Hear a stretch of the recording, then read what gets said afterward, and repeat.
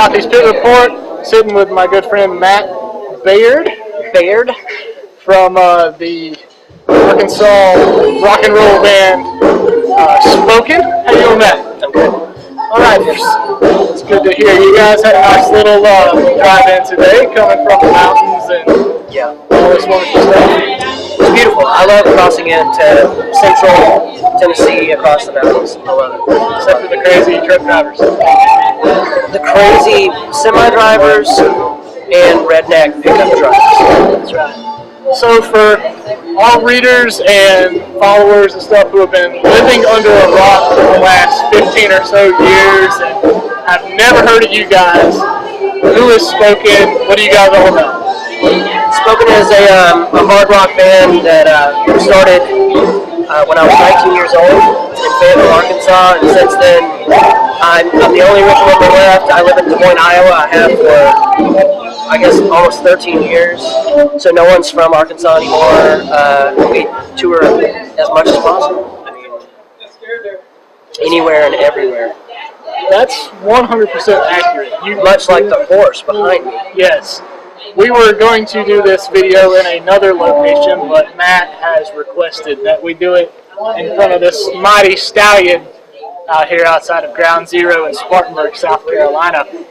So, I was doing a little research on your band, despite the fact that I've followed you guys for probably close to 7 or 8 years. The very first time I ever saw you guys play was right down the road at a small little bookstore called the BCM here in Spartanburg, South Carolina. I think, yep, right next to Wofford College. I remember this. You guys, I don't know his name, but you guys had the guitar player with the dreadlocks. Aaron. Yes. Yep.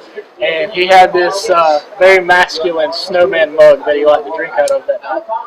He sure did. Green tea. That was the very first time that I saw Spoken. But I was doing a little research on this, on your band, just to find out different facts and things like that. And one source noted you guys back in the early day as rap metal. Rap rock is what they call it. So when we started, it was 1996. Rage Against the Machine was one of our favorite bands.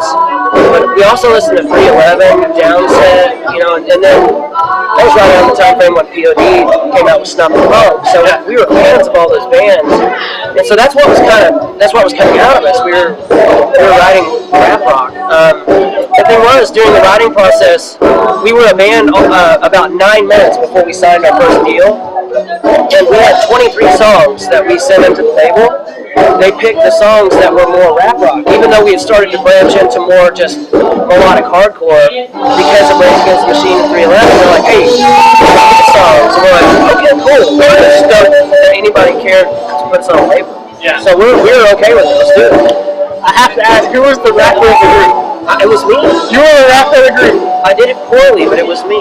Okay, so I know you do a lot of solo acoustic stuff, and we'll get into that later. Yeah. But you have to put out a rap album. No way. Yes, you have to.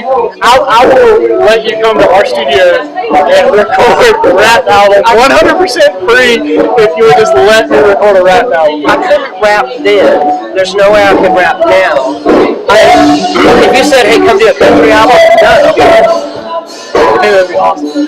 I would see a rap album. Alright, so you guys have just released about a little over a year and a half ago your latest record, Illusion. Yeah. Is there any special meaning behind Illusion, the title of this record? Yeah, I mean, illusion is something that I think we all suffer from. We always have the kind of the grass is greener sentiment. In our current situation, hardly anyone is actually just happy. They're like, oh, I wonder if. Well, maybe you're exactly what God wants you to be.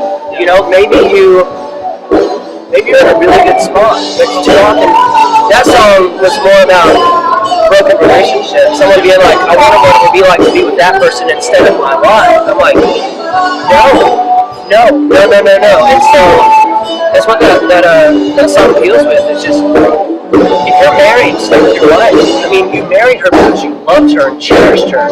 Continue to do that for the rest of your life. Yeah. So I think everyone at some point suffers from wondering what it would be like over there. Now, if it's a good place to go there, by all means. But too often it's darkness. So like I said, this album's been out a little over a year and a half. It came out in February of last year. My personal opinion, I think it's one of the heavier records you guys have. How are the fans responding going to a little bit more heavier record to this one versus like previous spoken records? I think they saw it coming.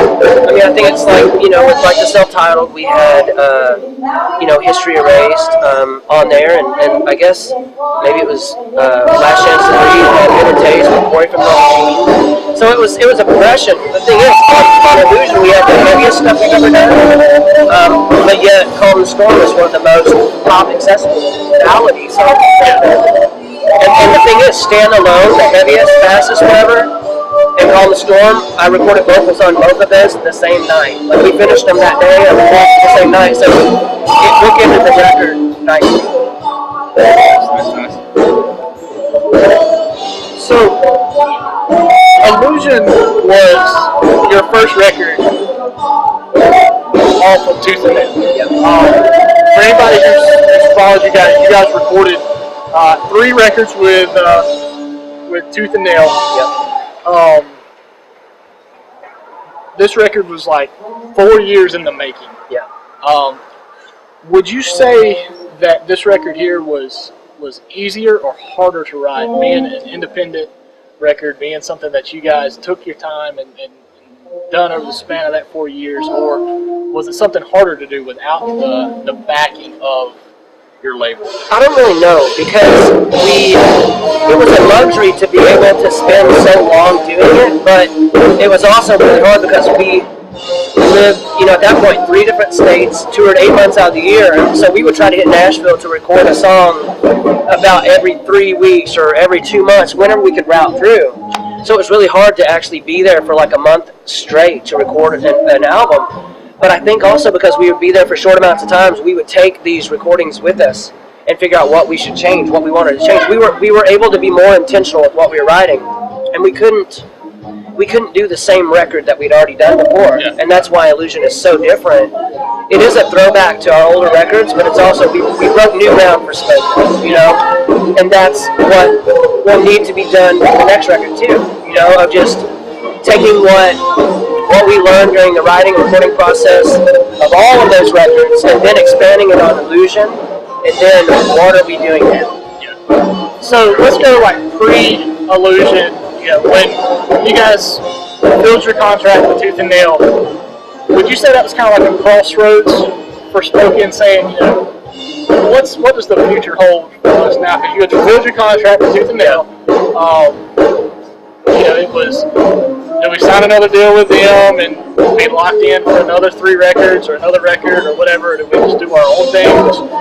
You guys did your own thing and did the crowdfunding campaign was ridiculously successful for you guys.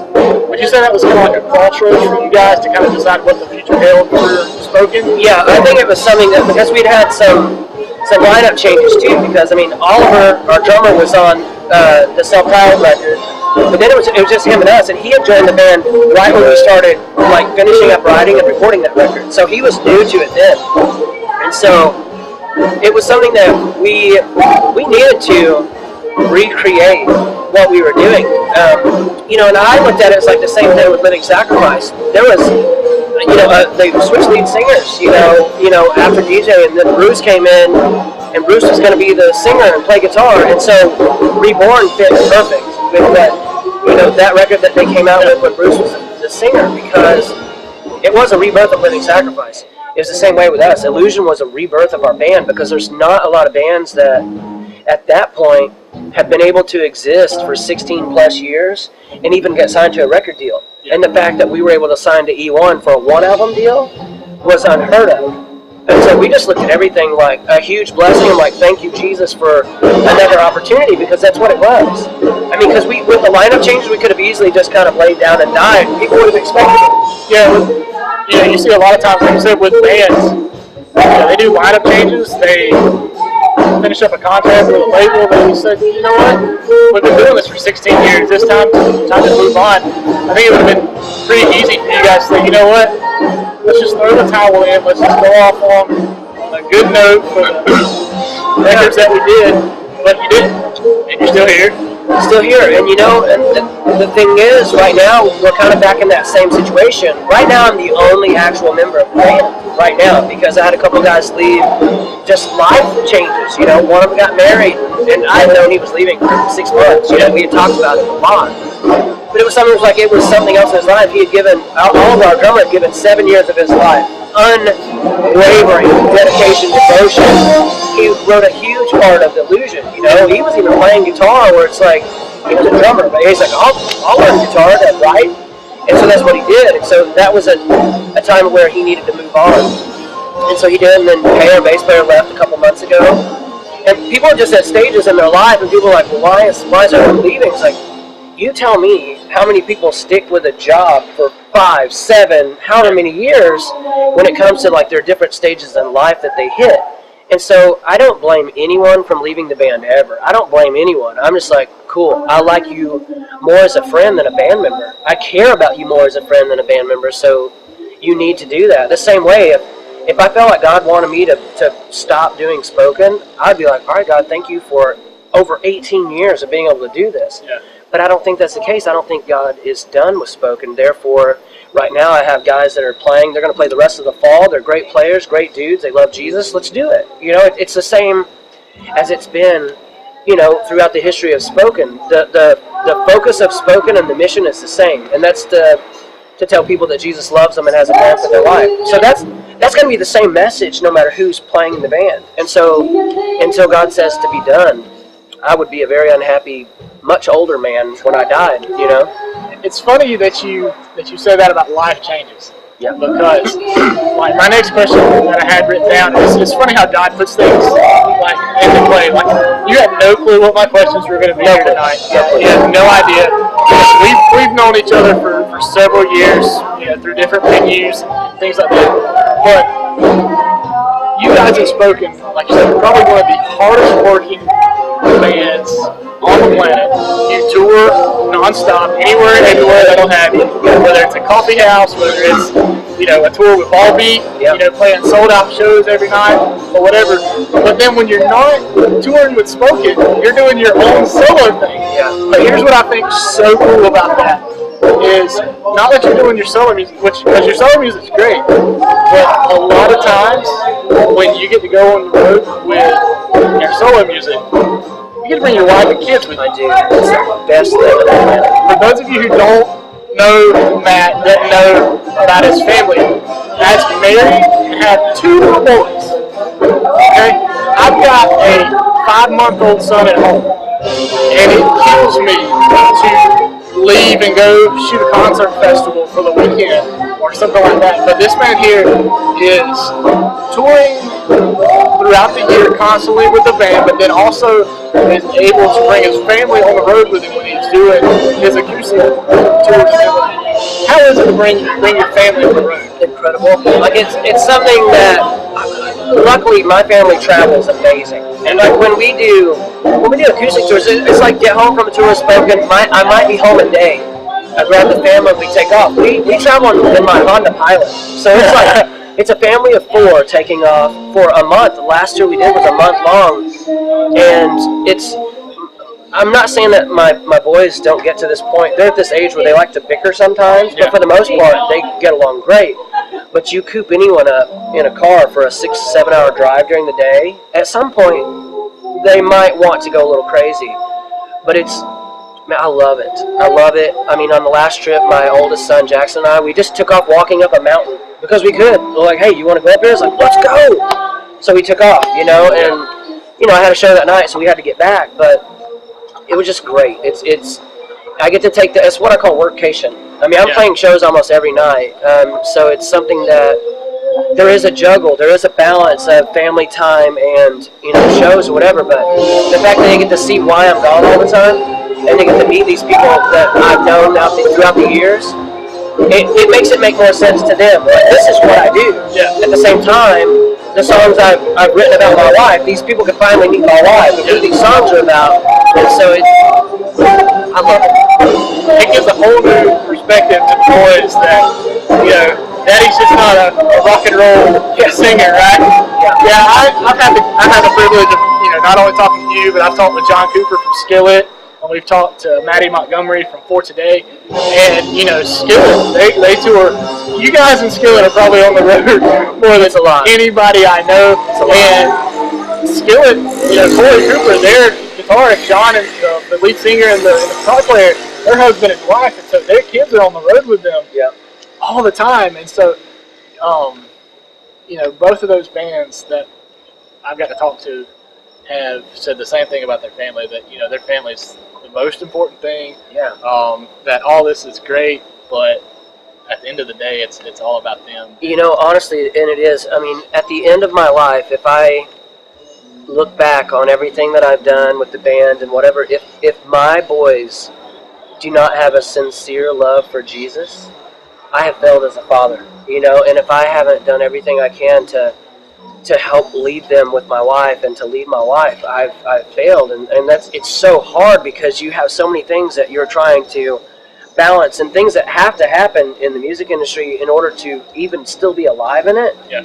But then you have to make sure that your family is the first priority, and sometimes that's hard. But you have a person standing here waiting to talk, yet you're on the phone with your wife, talking about the evening with the boys and whatever. And it's like at some point you need to talk to that person, but priority is your family. And so it's really hard, and it's a big juggle, and it is hard to juggle properly because I don't know that there is a correct balance, because it's just time is what people need, and I love what I get to do. I love my family more. Yeah, a lot of people, especially because no matter what people say about Spoken, they're just a heavy metal rock band. It's just a guy, screaming into a microphone. Spoken for the last 16 years has been a ministry. Yeah. No matter what way that people look at it, Spoken's been a ministry. But God, a lot of people get it backwards, and they put their ministry before their family. Yeah. But it's the other way around. It's their family has to come first. Because if you're not leading your family the way you're supposed to, then you're not doing the right ministry. It's true, and for a lot of years, there's two things that I'll say about that. It's like, one, my wife would use this phrase: if you're not nurturing our marriage is dying, right? And so it took me a little bit to figure out, one, why she was saying it, but another, to realize that's so true. If I'm not investing every day into my marriage, it's going backwards. It's dying. It's like someone buying flowers, and if you don't water that flowers, you're choosing to kill it. Yeah. And so that was something that a friend of mine, Greg, said. He posted it on Facebook a while back, and I remember my wife and I talking about it. It's like, that's so true.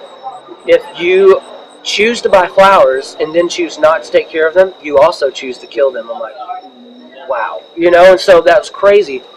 But also, I can't even remember my other point because I started talking about that. So I don't know. Hey, that's good stuff, man. Good stuff. All right, so we're going to wrap things up, but this is one question that I always ask anybody that I talk to, especially with you guys, because you guys do tour so much, and you do get to see local bands, and you do bring some bands on tour with you that some people have never heard of. Like last time I saw you guys, you brought Kingsdown with you. Man, and Kingsdown's a phenomenal band. Who's one up-and-coming band right now that you guys know of that all of our readers need to, whatever they're doing right now, need to check out? Man, right now, an up-and-coming band. I'm going to put you on the spot. Yeah, that is on the spot. Outside of Kingstown, because I've already said that. Right, no, and they're great. When you were talking about bands, take bands out that maybe no one heard of, whatever. I mean, but this band they've come and kind of gone already. But I always think of Sent by Ravens, of how amazing that band is and was and still could be. You know what I mean? I always think of those bands, but right now, a band that is up and coming. I miss Sent by Ravens too, by the way. Oh, man, other South Carolina boys. I miss them. Right down the road in Florence. They're great. Honestly, I think of bands that we've toured with and done shows with. I mean, Righteous Vendetta and Phineas, both bands that they're just great bands.